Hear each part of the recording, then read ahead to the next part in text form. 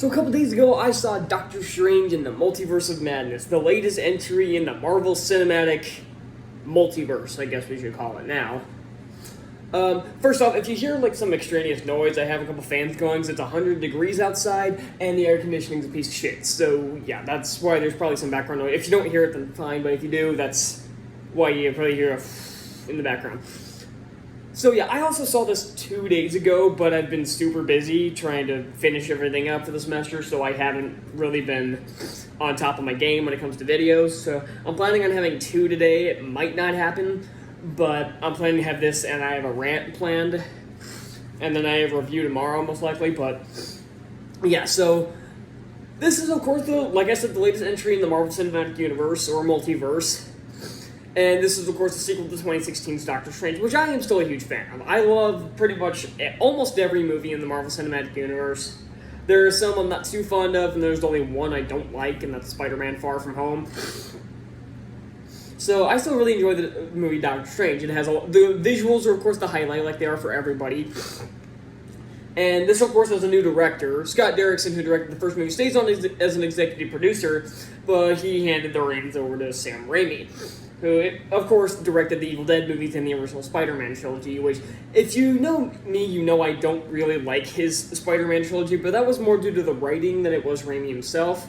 So, yeah. So I had high hopes for this movie, obviously. I have high hopes for every Marvel movie. And, yeah, it definitely lived up to those expectations. This is a very good movie, and it wasn't quite what I expected, for several reasons. One, my biggest concern was that America Chavez was going to be really annoying. Like, when you get these kinds of movies where the goal is to protect this kid or something, like protect a kid, the kid is an annoying piece of shit most of the time, and you spend the entire time thinking, why are we protecting them? But this one, we have a very good reason for protecting them, even if she was annoying, and two, she's not annoying. The actress does pretty good, and she's, like I said, she's not annoying as shit. And thank you. Her powers are pretty cool. She doesn't use them too much because she can't really control them, but her ability is that she can hop between universes. And it never really dawned on me that they don't really do that in these movies. Like, they don't jump universes. The only time they did it was in What If, and that was just because the Watcher allowed them to do so. So, yeah, that was definitely very interesting, and this movie also has a ton of concepts that I really like. It's really Sam Raimi-esque concepts that I really love. Like one of my favorite things was earlier on in the movie where we see Defender Strange, who's barely in the movie. He was pushed on the market and he's barely in it.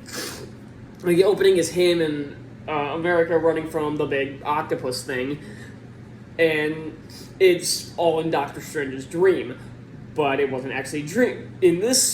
In the Marvel Universe, your dreams are what you're doing in another universe.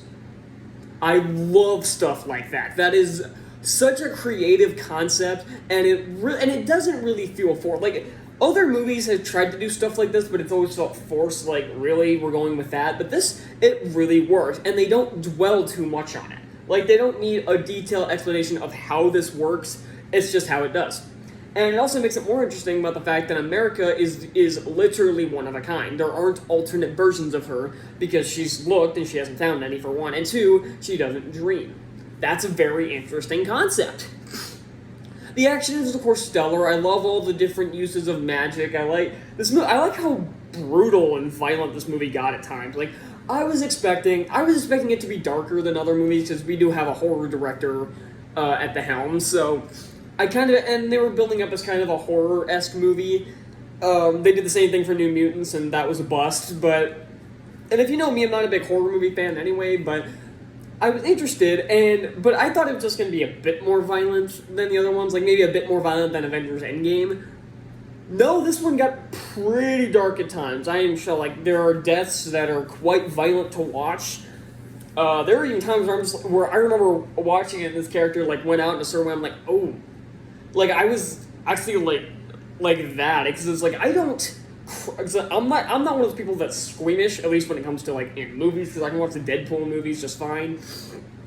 Like, Deadpool, like, cuts off somebody's head and, like, kick it at somebody, and I'll think that's awesome. And I'll think that's really clever. But the way someone died in this, I'm like, oh, dang it. I'm like, oh, damn.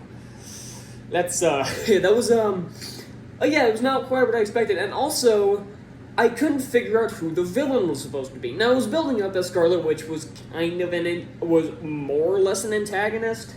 But it seemed like, with all the descriptions and stuff, it seemed like she was teaming up with Strange and Wong. That is not the case at all. As we saw at the end credits of WandaVision, she has the Darkhold.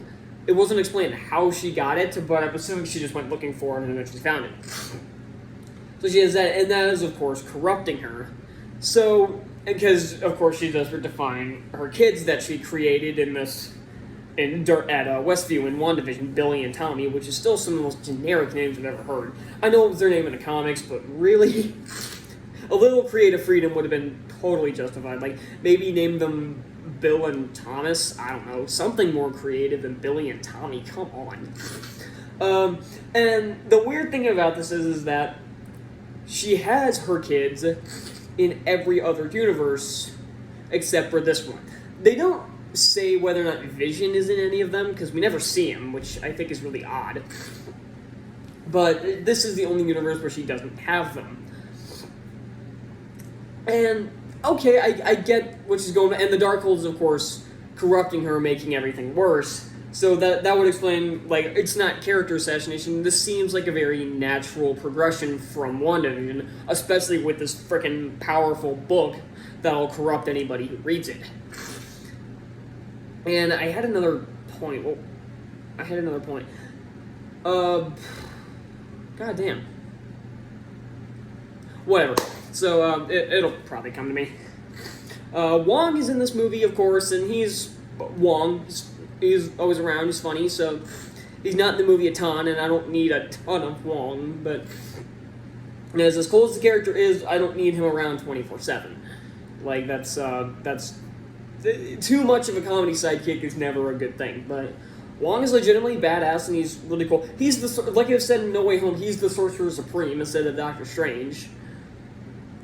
Still not sure why they made that decision, but it doesn't really matter. That's just something that's odd to me. And of course, okay, so now is the spoiler. Okay, I want to also, Danny Elfman does the score for this, and it's amazing. So yeah, it's Danny Elfman, so what would you expect? Now I want to get into a spoiler corner, because there is something I want to talk about, but it is a heavy spoiler. So you have 3 seconds, starting 3, 2, 1, bananas. Okay, not sure why I went with banana, but whatever. The Illuminati is, of course, in this, as it was built up in all the trailers, and the 4 members of that are Black Bolt. I think it's the same Black Bolt from the Inhumans TV show. I don't know. I never watched it. I heard it was bad. Even my dad said it was bad, so I avoided it. I pretty much avoided any of the MCU film or shows that weren't on Netflix or Disney Plus. Like, I didn't watch Agents of S.H.I.E.L.D. because it didn't interest me, nor did Agent Carter. I avoided Inhumans because I heard it was crap. And so, yeah. Captain Carter, with a jetpack for some reason. Not sure how she got that. Captain Marvel, Maria Rambeau. Not Monica Rambeau, it's Maria Rambeau. Okay. And Mr. Fantastic, played by John Krasinski. People have been pretty much demanding, which is ridiculous to me, that Marvel cast John Krasinski as Mr. Fantastic for the last few years. I never understood it. Like, I don't think Krasinski's a bad actor. He's a good actor. From what I've heard, he's a good director. I never saw the Quiet Place films. And he seems like a cool guy, so I don't really have anything against him as an actor or a person. But I never understood this casting decision. I don't get what... And if some people were saying, oh, he'd make a good Mr. Fantastic, like, okay, fan casting's everywhere, but it's like, every single motherfucker on the planet has been whining about them wanting them to cast John Krasinski as the role. Good God, I cannot say his name. And I never understood it. Here, like, the second he showed up, I'm like, oh, okay. I'm surprised they actually went for it. But it's not like he was bad. He definitely wasn't bad. His performance was fine. But again, he was just there. He barely uses his powers either. like, Wanda shows up to the Illuminati. Oh, and of course, Charles Xavier with the big yellow fucking wheelchair. And it did play the 90s X-Men theme when he showed up, which was pretty cool, actually. But then when Wanda shows up and she fights the Illuminati, Black Bolt is taken out pretty brutally, right off the bat, and then Mr. Fantastic gets taken out after doing nothing as well. Fucking Captain Carter lasted longer. And it did have the first Avenger theme when she showed up, which was cool. And she, of course, had the I can do this all day line just before she got murdered by her own shield. And Captain Marvel got crushed by a statue. Okay, I don't really care about Maria Rambeau showing up. I don't care about Monica Rambeau being in the Marvels. I couldn't care less. Because she was kind of a boring character. She was a pretty boring character in WandaVision and had no right getting powers. But and then Charles Xavier actually went into her mind and tried to get the Wanda she had possessed out, and then she just fucking kills him right then and there. And it shows how powerful she is when she's able to take out Charles Xavier just like that. And I am looking forward to the Fantastic... Like, I was talking about Mr. Fantastic. I'm looking forward to the Fantastic Four film. It's no longer being directed by John Watts, which is sad now because I was actually warming up to him directing it after No Way Home, but he wants to take a break from comic book movies before Spider-Man 4, and I definitely understand it. I don't know who they're going to get to direct it, but who knows. And people have been saying that they want... people, of course, have been saying Emily Blunt should play Sue Storm. She already said no to that.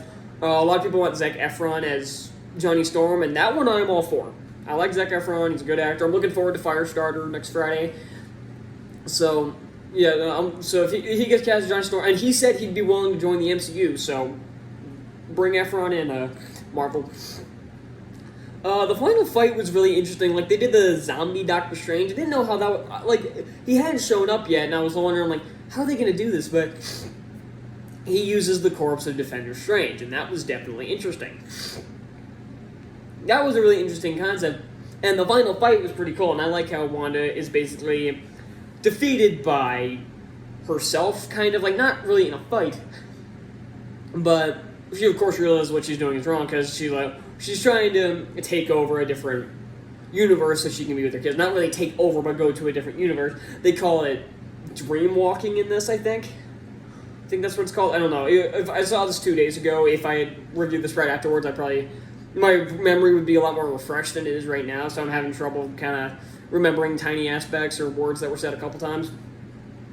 But she, of course, scares the living shit out of her kids, and the other one in that dimension, because she kind of, like, takes it over. She never says what she's going to do to the one in the other one, and that definitely shows, like, yeah, she needs to be stopped. So, she actually made for a pretty good villain in this. So, yeah, obviously I definitely recommend Doctor Strange in the Multiverse of Madness. If you like Sam Raimi movies, if you like Marvel movies, you should definitely check it out. It's already making bank at the box office. It's already made $185 million domestically in its opening weekend. So yeah, and it made $90 million in its opening day. So yeah, that's definitely it's the highest growth. It's got the biggest opening weekend of the year so far, which is not surprising. And I don't think it'll be topped this year unless Thor or Black Panther come in swinging. But yeah, that's all I got for Doctor Strange Multiverse of Madness. I'm giving this an A+. Did you expect anything else? Thank you all so much for watching. What did you think of Doctor Strange in the Multiverse of Madness? Did you love it? Did you not? Did you just think it was okay? Let me know down in the comments, and I will see you all next time. Bye.